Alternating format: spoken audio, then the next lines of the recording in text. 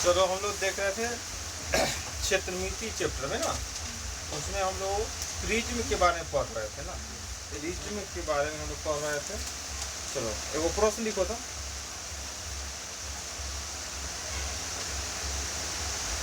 किसी प्रिज्म के आधार त्रिभुजाकार है। किसी प्रिज्म के आधार त्रिभुजाकार है जिसकी तीनों भुजाएं क्रमशः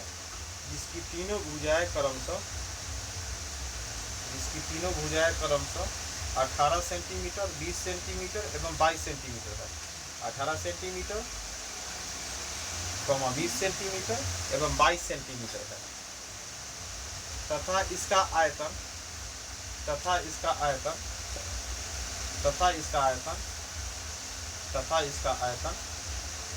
960√2 सेंटीमीटर क्यूब है। 960√2 सेंटीमीटर क्यूब है। 960√2 सेंटीमीटर क्यूब है तथा इसका आयतन 960√2 सेंटीमीटर क्यूब है। तो इसके पार्श्व तल का क्षेत्रफल ज्ञात करें। पार्श्व तल का क्षेत्रफल ज्ञात करें। पार्श्व तल का क्षेत्रफल क्या होता है? आधार का परिमिति गुना में ऊंचाई। तो देखो ऐसा देखो आधार त्रिभुजाकार प्रिज्म है। प्रिज्म जान गया, ऐसा आकृति नीचा और ऐसा ही आकृति ऊपर, ई कोना से ई कोना, ई पंचभुज ना समझ लेना, ये होता है ना। अब एक का क्या दे दिया है? 3 गो भुजा 18, 20, 22 की आधार त्रिभुजाकार है, चलो दे दिया है। और इसका आयतन दे दिया है। तो देखो आयतन दे दिया है, तो आयतन से हमको क्या निकाल सकते हैं? आयतन बराबर क्या फॉर्मूला होता है? आधार का क्षेत्रफल गुना में ऊंचाई। तो सबसे पहले हमको क्या करना होगा? आधार का क्षेत्रफल, त्रिभुज कैसा त्रिभुज है तुमको? तीनों भुजा अलग अलग, विषमबाहु त्रिभुज कैसे को निकालने के लिए पहले एस निकालते हैं। a जोड़ b जोड़ c बटा में 2, याद है कि ना? इसका मान 18 जोड़ 20 जोड़ 22 और बटा में 2 कितना आ जाएगा? जोड़ के 20 60 आ गया। 60 में 2 से भाग किए 30 आ गया। ये तो हो गया। और एस का मान तब होता है त्रिभुज का क्षेत्रफल। अगर याद होगा तो क्या फॉर्मूला होता है? s into S minus A into S minus B into S minus C, याद है कि ना? ये ना होता है। अब ध्यान दो, एस का मान कितना है? 30। अब एक 30 में से पहले 18 घटा होता है 12, 30 में से 20 घटा होता है 10, और 30 में से 22 तक 8 है ना, हो गया। अब चाहेगा तो एक और निकालो वैल्यू। क्या वैल्यू निकालेगा तो क्या हो जाएगा? अगर हलो करेगा तो 10 गुना 3 कर दो, एगो क्योंकि 10 यहाँ दिखाई दे दिया, ये 3 गुने 4 कर दो और गुना में 8 कर दो। ऐसा कर सकते हैं। इससे फायदा क्या? वो 10 निकलेगा, एगो 3 निकलेगा, और 4 गुने 8 करने का फायदा हाँ इसको 4 गुने 2 कर दो। चलो बहुत बढ़िया, एगो 4 भी कर दो, एगो 2 बच गया तो ये रूट में निकलेगा। तो क्या हो गया? 4 × 12 मतलब 120√2 सेंटीमीटर स्क्वायर। ये आधार त्रिभुज के आधार का क्षेत्रफल आ गया ना। हमारा मेन काम है प्रिज्म का पार्श्व तल का क्षेत्रफल। पार्श्व तल का क्षेत्रफल होता है आधार का परिमाप गुने ऊंचाई। तो आधार का परिमाप तो तीनों को जोड़ दीजिए 60 तो आ ही जाएगा। ऊंचाई निकालना है, तो ऊंचाई तो भाई फॉर्मूला किस में होता है? आयतन में। आयतन का वैल्यू दे दिया है, कितना वैल्यू दे दिया है? आयतन का वैल्यू 960√2 वैल्यू। तो आयतन का फॉर्मूला प्रिज्म का आयतन है, तो आयतन का फॉर्मूला लिखते हैं। प्रिज्म का आयतन क्या होता है? आधार का क्षेत्रफल गुना में ऊंचाई। क्योंकि आयतन दे दिया है 960√2, आधार का क्षेत्रफल निकाल लिए कितना? 120√2 ऊंचाई। अगर यह काटेंगे क्या मतलब है? √2 से √2 12 से 8 मतलब, तो फिर लिख सकता है कि, क्योंकि देखो आयतन तो अगर और सोचेगा तो आयतन क्या होता है? सेंटीमीटर क्यूब, और क्षेत्रफल सेंटीमीटर स्क्वायर। तो काटबो करेगा तो क्या? एगो सेंटीमीटर बच गया, तो कितना आंसर हो गया? 8 सेंटीमीटर क्या आ गया? ऊंचाई आ गया। अब प्रिज्म का बोलता है पार्श्व तल का क्षेत्रफल। प्रिज्म का पार्श्व तल का क्षेत्रफल। तो पार्श्व तल का क्षेत्रफल क्या फॉर्मूला होता है? आधार का परिमाप गुने ऊंचाई ना। आधार का परिमाप गुने में ऊंचाई। आधार का परिमाप तब त्रिभुजा है कार है, तो त्रिभुज का परिमाप तो अभी तीनों भुजा को जोड़ देगा, वही हो गया। ऐसा लिख सकता है 18 जोड़ 20 जोड़ 22, ये परिमाप हो गया। और गुना में ऊंचाई तो 8 निकल गया, जोड़ के कितना 60 गुने 8 कितना होगा 480। और क्षेत्रफल होता सेंटीमीटर स्क्वायर होगा, तो सेंटीमीटर स्क्वायर। उधर बात समझ में आ रहा है कि ना? क्योंकि हम लोग प्रिज्म का आयतन, पार्श्व तल का क्षेत्रफल और क्या है संपूर्ण पृष्ठ का क्षेत्रफल देख लिए हैं। तो क्या होता है यहाँ पर एक त्रिभुजाकार भुजा से बना है प्रिज्म, तो त्रिभुज से बना जेकर भुजा दे दिया है 18 20 22, एक अर्थ है जो त्रिभुज बन रहा है विषमबाहु त्रिभुज से बना हुआ है। अब हमको बोल दिया है और आयतन दे ले है, प्रिज्म का आयतन दे ले है, तब बोलता है पार्श्व तल का क्षेत्रफल। तो पार्श्व तल में अगर हम ध्यान से देखें तो पार्श्व तल का क्षेत्रफल होता है आधार का परिमाप गुना ऊंचाई। तो भुजा तीनों दे ले है तो परिमाप तो निकाल सकते हैं, लेकिन ऊंचाई नहीं है। ऊंचाई निकालने के लिए हम दिमाग लगाए, आयतन दे ले है तो आयतन में होता है प्रिज्म आधार का परिमाप गुने ऊंचाई। तो हमको आयतन दे रहे हैं आधार का क्षेत्रफल गुने ऊंचाई, तो आधार का क्षेत्रफल त्रिभुज है ऊपर क्षेत्रफल हमको निकालेंगे तब ना ऊंचाई निकलेगा। तो जैसी क्षेत्रफल का वैल्यू रख के आयतन काट कूट तो ऊंचाई निकल गया।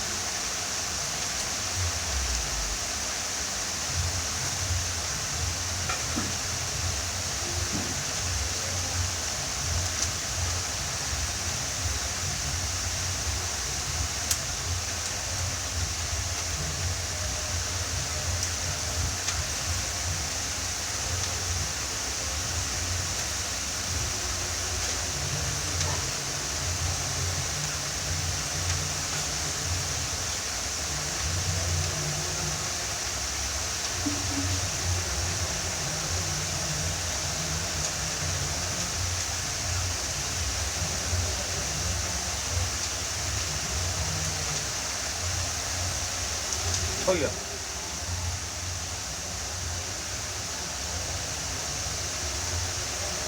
आगे भी एगो प्रश्न लिखेगा प्रिज्म का है, क्वेश्चन लिखो और हल करेगा।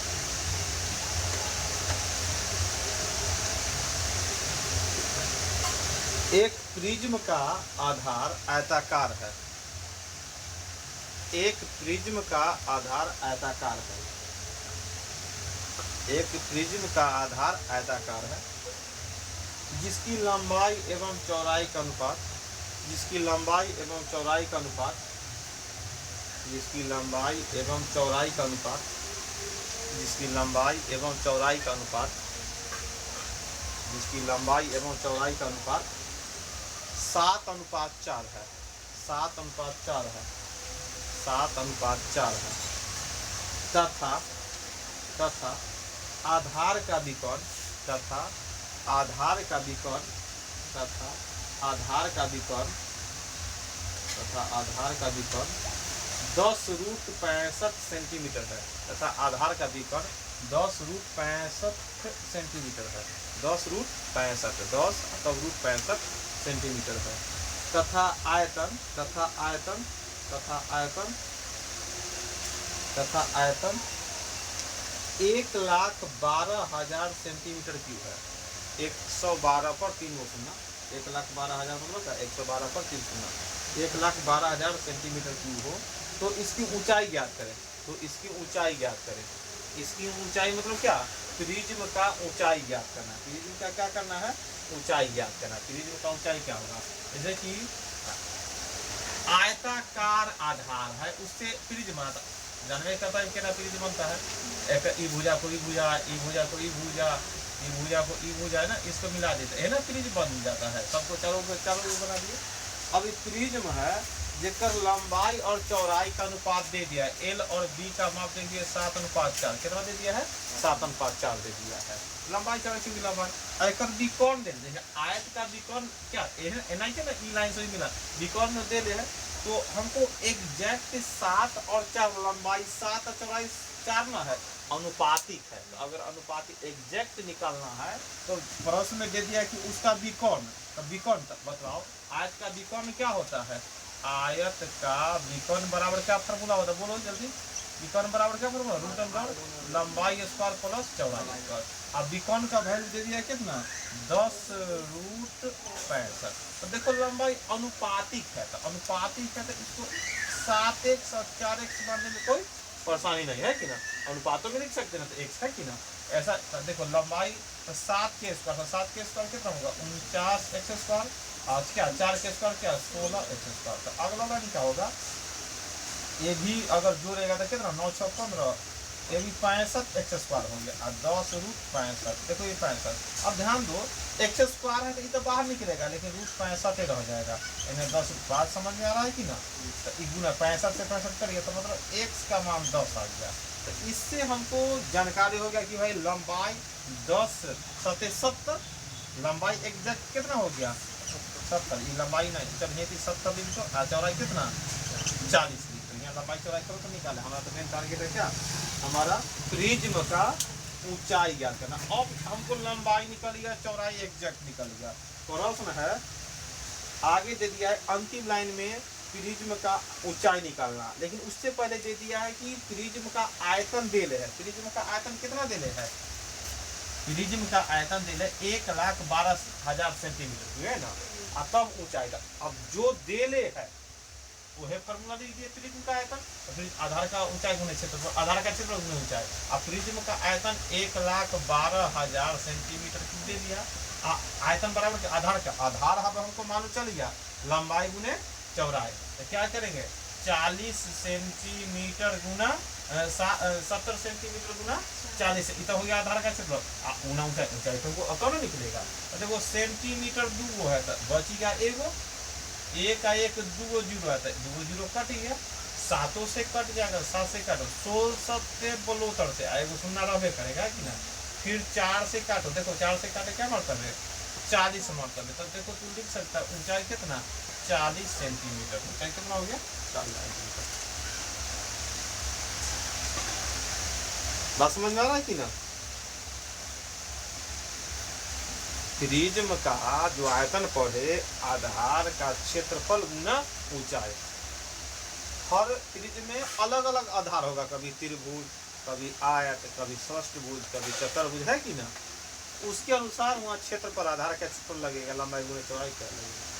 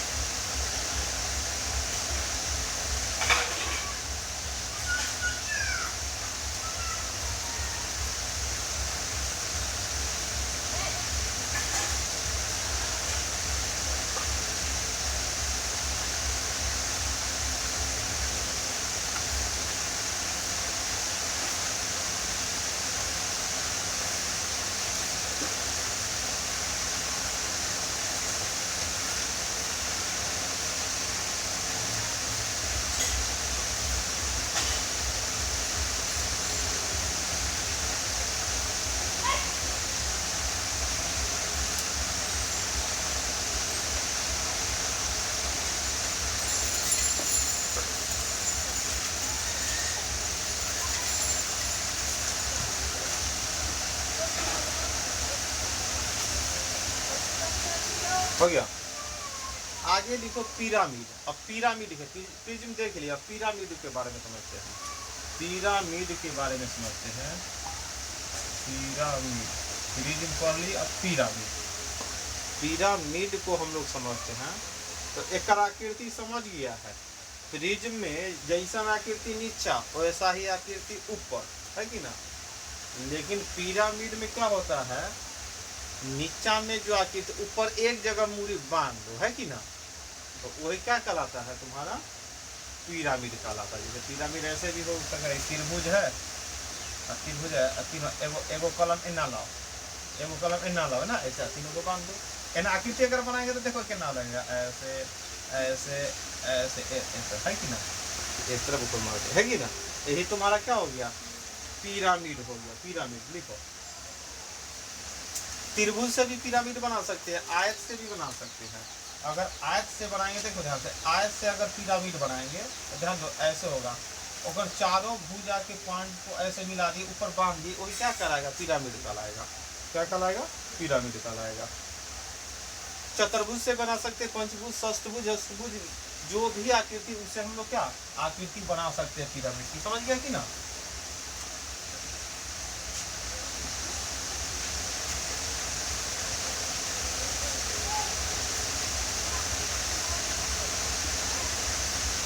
और पिरामिड में लिखना है आयतन, लिखो तो पिरामिड का आयतन, पिरामिड का आयतन बराबर, पिरामिड का आयतन, पिरामिड का आयतन बराबर क्या होता है, पिरामिड का आयतन बराबर 1/3 आधार का क्षेत्रफल, आधार का क्षेत्रफल गुना में ऊंचाई, आधार का क्षेत्रफल गुना ऊंचाई।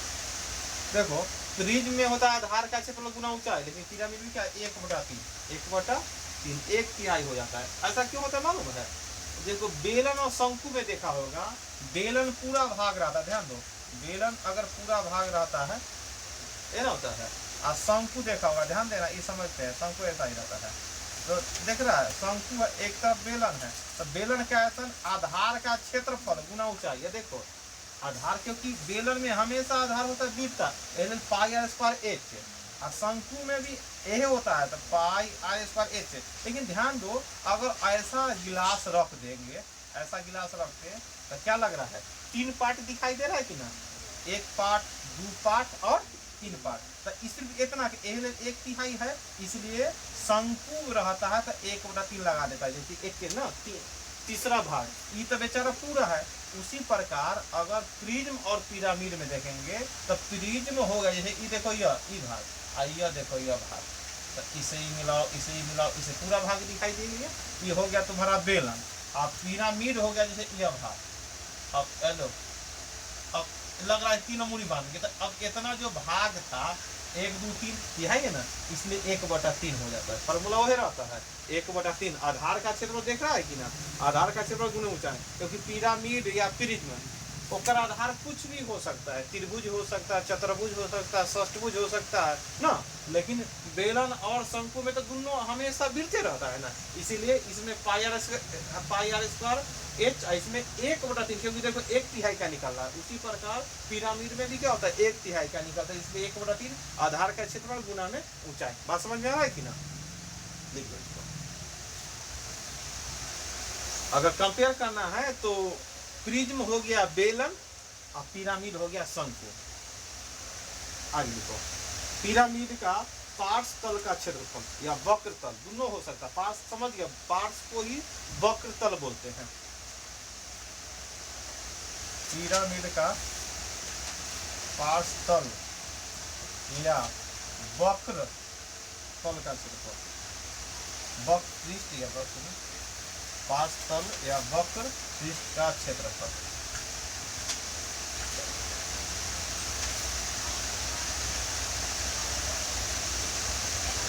अब यहाँ 1/2 आधार की परिमिति, आधार की परिमिति गुना में तिर्यक ऊंचाई, तिर्यक ऊंचाई, जिसको क्योंकि प्रिज्म में लिखा था दोनों जगह ऊंचाई, आयतन निकालने के लिए आधार का क्षेत्रफल गुना ऊंचाई और पार्श्व तल का आधार की परिमिति गुना ऊंचाई। लेकिन यहाँ पर प्रिज्म में सीधा ऊंचाई नहीं, यहाँ तो प्रिज्म में तो हर जगह ऊंचाई निकल सकता है, लेकिन यहाँ तो एक जगह मूरी बांध देते हैं, यहाँ ऊंचाई सीधा यही होगा, एक ऊंचाई होगा। प्रिज्म में तो हर यहाँ से यहाँ ए भी ऊंचाई, यहाँ से यहाँ क्योंकि जो तल्ला है वही नीचा, जैसे यहाँ से ऊंचाई, यहाँ से ऊंचाई, जैसे मान लो ये एगो हो गया आयत, मतलब एगो ये हो गया क्या करकट आयत नीचा आयत, चार कोना पर बांध दिए तो यहाँ से भी ऊंचाई, यहाँ से भी ऊंचाई, हर जगह ऊंचाई। लेकिन पिरामिड में तो ऊंचाई कहाँ होगा, सीधा मेन पॉइंट से यहाँ से तो ऊंचाई नहीं हो पाएगा। इसीलिए इसमें वक्र तल का पृष्ठ का क्षेत्रफल या पार्श्व तल का क्षेत्रफल में यहाँ पर ऊंचाई न होगा, क्या हो जाएगा तिरछी ऊंचाई, तिर्यक ऊंचाई ना। तिर्यक ऊंचाई को बोलते हैं एल, एल से दर्शाते हैं ना, एल जो शंकु में एल ना निकालते हैं वही एल से दर्शाते हैं। और तीसरा लिखो, पिरामिड का संपूर्ण पृष्ठ का क्षेत्रफल, संपूर्ण पृष्ठ का क्षेत्रफल, देखो संपूर्ण पृष्ठ, तो संपूर्ण पृष्ठ क्षेत्रफल अगर हम निकालेंगे पिरामिड में तो देखो वक्र पृष्ठ का तो क्षेत्रफल हो ही गया, तो वक्र पृष्ठ मतलब ऐसे, और संपूर्ण निकालना है तो क्या होगा, संपूर्ण पृष्ठ अगर निकाला तो क्या जोड़ देंगे उसमें खाली, हाँ क्या लिखेंगे, पार्श्व तल का क्षेत्रफल, पार्श्व तल का क्षेत्रफल जोड़ क्या लिख सकते हैं, आधार का क्षेत्रफल। आधार इसमें एक गो है इसलिए एक गो, 2 गुना आधार का क्षेत्रफल नहीं, प्रिज्म में 2 गुना आधार हो रहा था ना, क्यों, क्योंकि नीचे आकृति ऊपर हो इसलिए रहा था, इसलिए 2 गुना। लेकिन पिरामिड में तो एक गो नीचे आकृति, ऊपर ऐसा आकृति है नहीं, ये हो गया तुम्हारा क्या पार्श्व तल का क्षेत्रफल जोड़ आधार का क्षेत्रफल, ये हो गया तुम्हारा क्या पिरामिड।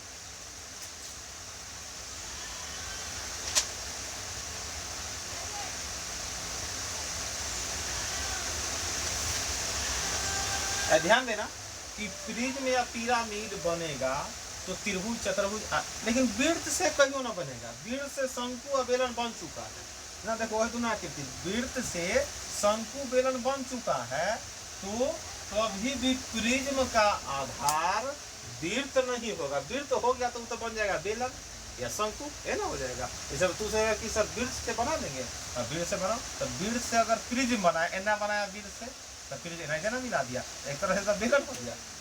सर पिरामिड बना दे वृत्त से, तो ई बना दिया, तो अगर तू ऐसा मिला दिया तो हो गया तुम्हारा शंकु। इसलिए प्रिज्म या पिरामिड का आधार कभी भी वृत्त नहीं होगा, वृत्त कर दिया तो बेलन शंकु अभी देखा ना, इससे पहले बेलन और शंकु से वृत्त जिसका आधार था उससे बेलन भी बन गया, शंकु बन गया।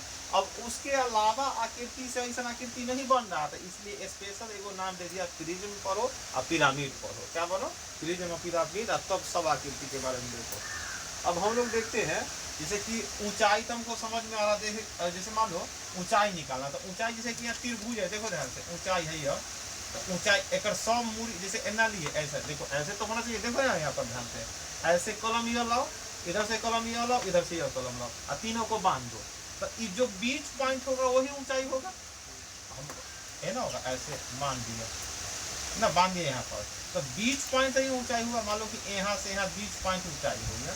अब ई पॉइंट अगर यहाँ से तो तिरछी ऊंचाई कौन होगा, जो मान लो यहाँ से यहाँ जो लाइन आएगा इसको मिलाएगा वही ना हमारा तिरछी ऊंचाई होगा। तिरछी ऊंचाई देख रहा है कि ना, इस लाइन को होगा, तो तिरछी ऊंचाई भी हम लोग देख लेते हैं। अगर कोई भी आके जैसे कि त्रिभुज ऐसा लाइन है, ऐसा लाइन, तिरछी ऊंचाई है, तो तिरछी ऊंचाई को एल, इसको दर्शाते हैं मतलब आधार से, और इसको क्या दर्शाते हैं ऊंचाई से। ये तो हो गया यह ऊंचाई एक, मान लो एक्स, तो अगर एक कर वैल्यू निकालना एल स्क्वायर, तो एल स्क्वायर बनाओ, अगर इसको ऊंचाई स्क्वायर प्लस आधार को अगर माने एक्स का, एक्स स्क्वायर ए लिख सकते। देखो तिरछी ऊंचाई निकालने के लिए या यहाँ रूट अंडर, अगर एन कर देते हैं एल बराबर रूट अंडर ऊंचाई स्क्वायर प्लस आधार स्क्वायर, रूट अंडर चढ़ा दिए तब, है कि ना।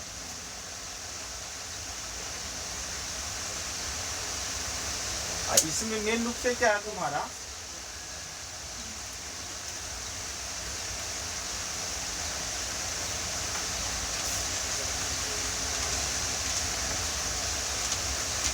इससे पहले प्रिज्म था तो वहां कोई टेंशन नहीं था, सब में ऊंचाई।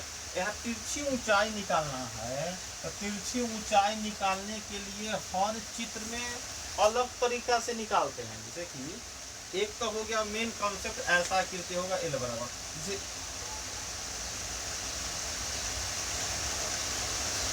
ऐसा देखो, लिखो तो हाँ तिर्यक ऊंचाई को ही एल लिखते हैं, तिरछी ऊंचाई को ही एल से दर्शाते हैं। एल निकालना है, जैसे यहाँ देखो, यहाँ एल, अगर इस आकृति में एल निकालना, एना एल निकालना है, ऊंचाई तो हमको समझ में आ गया। यहाँ आधार जो हम x माने, आधार हम x मान लिए, तो हर आकृति में आधार का वैल्यू, जैसे एक का वैल्यू निकालना अलग अलग होगा। जैसे ए लिखो तो यहाँ पर लिखेगा x निकालना आकृति पर निर्भर करेगा, x निकालना आकृति पर निर्भर करेगा, x निकालना आकृति पर निर्भर करेगा। कहाँ कहाँ लिख लिया? इसमें दूसरा में पीछे तिर्यक ऊंचाई बराबर क्या है?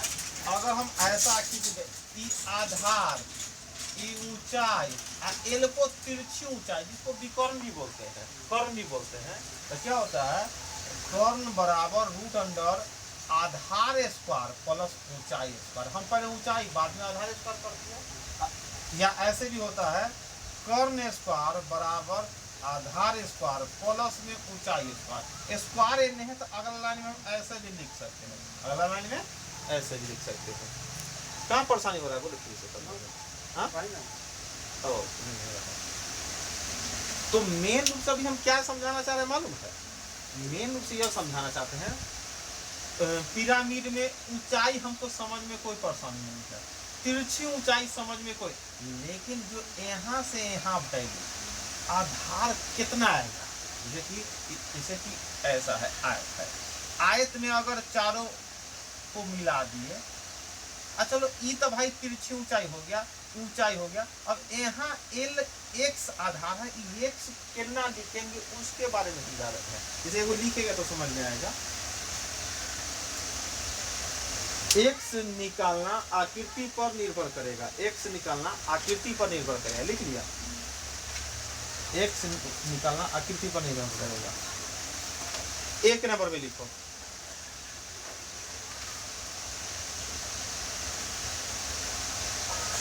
जब आधार आयताकार हो तो, जब आधार आयताकार हो तो, जब आधार आयताकार हो तो, जब आधार आयताकार हो तो,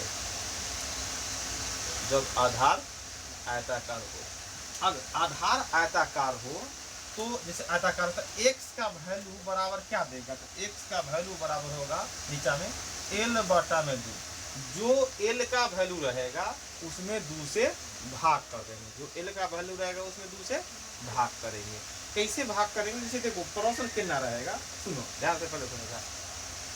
आयताकार आधार वाले, ऐसे बोलेगा 10 मीटर लंबाई एवं 5 मीटर चौड़ाई आयताकार वाले प्रिज्म का ऊंचाई दे दिया है 7 मीटर, लंबाई 10 चौड़ाई 5 वाले प्रिज्म है, लंबाई 10 चौड़ाई 5 वाले आयताकार है, उससे वो प्रिज्म बना, एक ऊंचाई 7 दे दिया, तो इसका वक्र पृष्ठ क्षेत्रफल ज्ञात करें। क्या निकाले?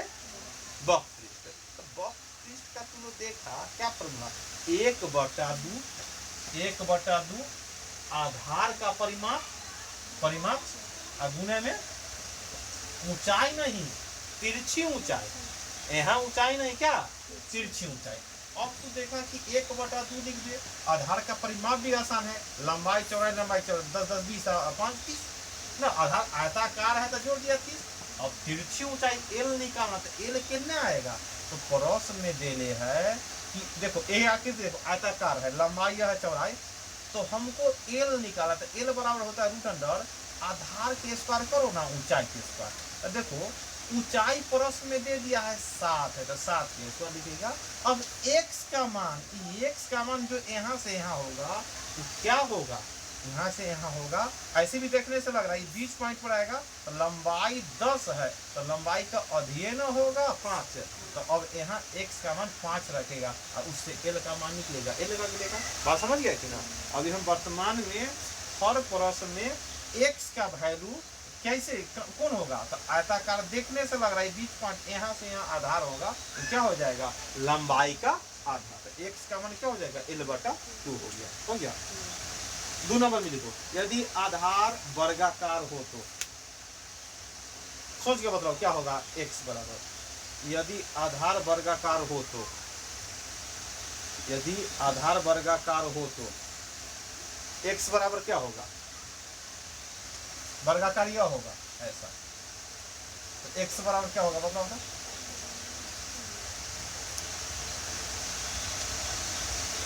यहाँ भी पॉइंट होगा, यहाँ से नहीं मिलेगा, तिरछी ऊंचाई ई पॉइंट पर नहीं है। बताओ क्या होगा? आधार वर्गाकार हो तो x का मान क्या होगा? बोलो जल्दी, मतलब लिख देंगे तो फिर कुछ बोल देगा। तो वर्ग की भुजा बटा में जो ना लग रहा है कि बटा में बीच पॉइंट होगा, यहाँ से यहाँ वर्ग की भुजा का, जैसे यहाँ लंबाई था तो लंबाई का दिया हुआ, यहाँ वर्ग की भुजा बटा में 2 क्या हो जाएगा? वर्ग की भुजा बटा में 2। बात समझिए कि ना? आयत में x का मान निकालना, लंबाई का दिया, वर्ग में भुजा का दिया।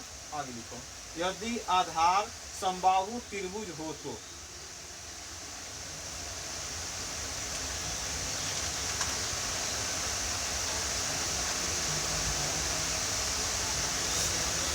यदि आधार समबाहु त्रिभुज हो तो,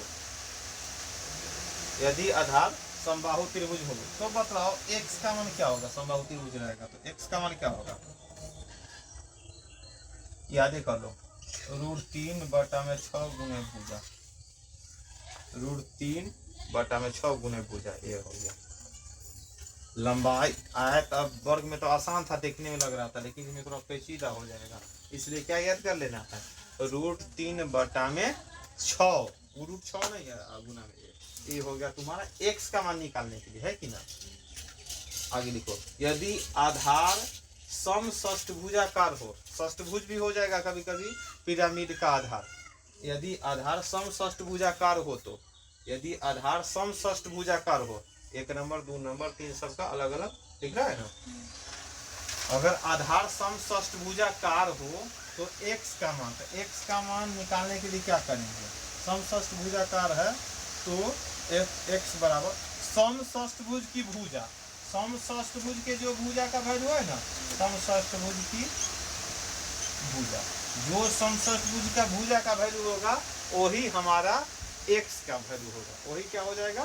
x का वैल्यू। ऐसे यहाँ इसमें तो दिख भी जाएगा, यदि सब बराबर होगा तो ऐसा भी हो सकता है। x निकालना क्यों जरूरी है समझ गया ना? क्योंकि तिरछी ऊंचाई निकालने में हमको वक्र पृष्ठ में चाहिए, है कि ना? और आयतन में नहीं चाहिए, संपूर्ण पृष्ठ में चाहिए, क्योंकि वक्र पृष्ठ में चाहिए तो वक्र पृष्ठ का वैल्यू तो संपूर्ण पृष्ठ में डालना होता है। लिखो वो प्रश्न लिखो,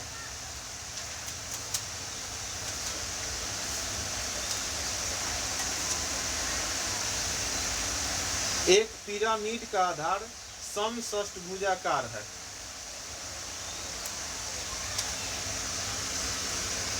एक पिरामिड का आधार समषष्ठभुजाकार है, एक पिरामिड का आधार समषष्ठभुजाकार है, जिसकी प्रत्येक भुजा 4 सेंटीमीटर है, जिसकी प्रत्येक भुजा 4 सेंटीमीटर है, जिसकी प्रत्येक भुजा 4 सेंटीमीटर है, तथा इसकी तिर्यक ऊंचाई 5 सेंटीमीटर है, तथा इसकी तिर्यक ऊंचाई 5 सेंटीमीटर है, तथा इसकी तिर्यक ऊंचाई 5 सेंटीमीटर है, तिर्यक ऊंचाई 5 सेंटीमीटर है। तो पिरामिड का आयतन ज्ञात करें, तो पिरामिड का आयतन ज्ञात करें, तो पिरामिड का आयतन ज्ञात करें, तो पिरामिड का आयतन ज्ञात करें, पिरामिड का आयतन ज्ञात करें। षष्ठभुजा करते हुए ध्यान से, ऐसा ही ना आकृति, इसे षष्ठभुज बना, पिरामिड बना दिया हुआ है, ऐसा मिला दिया, ध्यान देना, हमको सही से न बना, लेकिन ऐसा ही सबसे बना दिया हो, तो गड़बड़ हो गया, ऐसा बनाना चाहिए, क्लियर नहीं होना चाहिए, है कि ना? पिरामिड बना दिया। अब पिरामिड का क्या प्रत्येक भुजा 4 था, 4 4 दे दिया, ध्यान दो, पिरामिड का प्रत्येक भुजा कितना है? 4 4, और तिरछी ऊंचाई दे दिया। तिरछी ऊंचाई मतलब कितना वैल्यू दे दिया है, एल का वैल्यू। एल का वैल्यू कितना दे दिया है, एल का वैल्यू 5 दे दिया है। अब तब पूछ रहा है कि आयतन निकालो ना। तो आयतन क्या होता है पिरामिड का आयतन, पिरामिड का आयतन बराबर क्या होता है बताओ जल्दी। आयतन बराबर क्या होता है, 1/3 गुने आधार का क्षेत्रफल गुना में ऊंचाई। 1/3 लिखने पे आधार का क्षेत्रफल, क्योंकि षष्ठभुज है तो षष्ठभुज का क्षेत्रफल क्या होता है मालूम है, √3/4 भुजा इसको ऐसा ऐसा 6 होता है, याद है ना। समबाहु त्रिभुज के क्षेत्रफल में 6 से गुना करते हैं। अब बगल में है ऊंचाई, तो देखो षष्ठभुज का प्रत्येक भुजा का वैल्यू देले है और तिरछी ऊंचाई का देले है, लेकिन हमको ऊंचाई न देले है। तो एक फार्मूला क्या लिखा था, उदंडर ऊंचाई का स्क्वायर जो x²। देखो ध्यान से है ना, तो एल देले है भाई 5, चलो 5 भाई ऊंचाई हमको निकाला, ऊंचाई है ना कर सकते हैं। अब बतलाओ x, षष्ठभुज में x का वैल्यू क्या होता है, हाँ षष्ठभुज में x का वैल्यू, अब ये लिखे थे षष्ठभुज में समषष्ठभुज के जो भुजा होता है वो होता है, याद आया कि ना। अब देखो यहाँ पर काम आ गया। अब अगला लाइन में क्या करेंगे, अब रूट है तो दोनों तरफ स्क्वायर कर दिए, ये क्या एगो पार हो गया, इन्हें 25 25 इन्हें क्या x² + 4 × 16। अब 16 में से 25 में 16 गया 9, h बराबर क्या हो गया 3। ऐसे भी जान गए 4 5 है वो 3 होगा ना, ये हो गया 3। अब क्या करें यहाँ पर 3 रख दिया। अब 1/3 और √3/4 और a का वैल्यू कितना था षष्ठभुज का 4, तो 4 गुने 4 और गुना में 6 और गुना में 3। बात समझ में आ रहा है कि ना।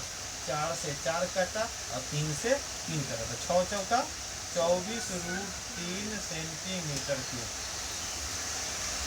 बात समझ में आ रहा है कि कितना प्रोडक्शन में वैल्यू दे ले रहा था, कितना निकालना है। पिरामिड और प्रिज्म दोनों को हम लोग सही से देख रहे हैं, आकृति भी हम लोग समझ गए हैं। अब हमको कंफ्यूजन भी ना होगा, तो पिरामिड और प्रिज्म में कंफ्यूजन बहुत ज्यादा होता है, समझ ही नहीं पाता आदमी की कैसे इसको पढ़ेगा।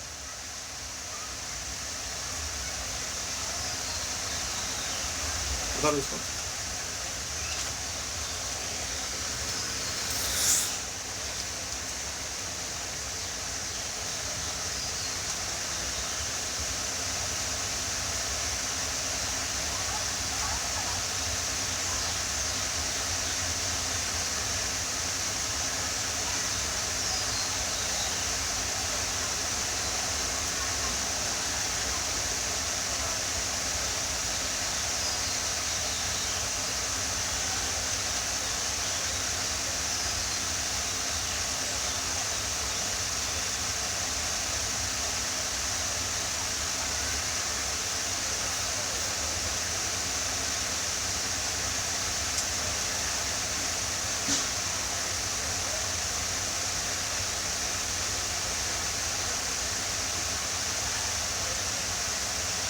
हो गया। चलो आज इतना ही, कल से बुक होगा।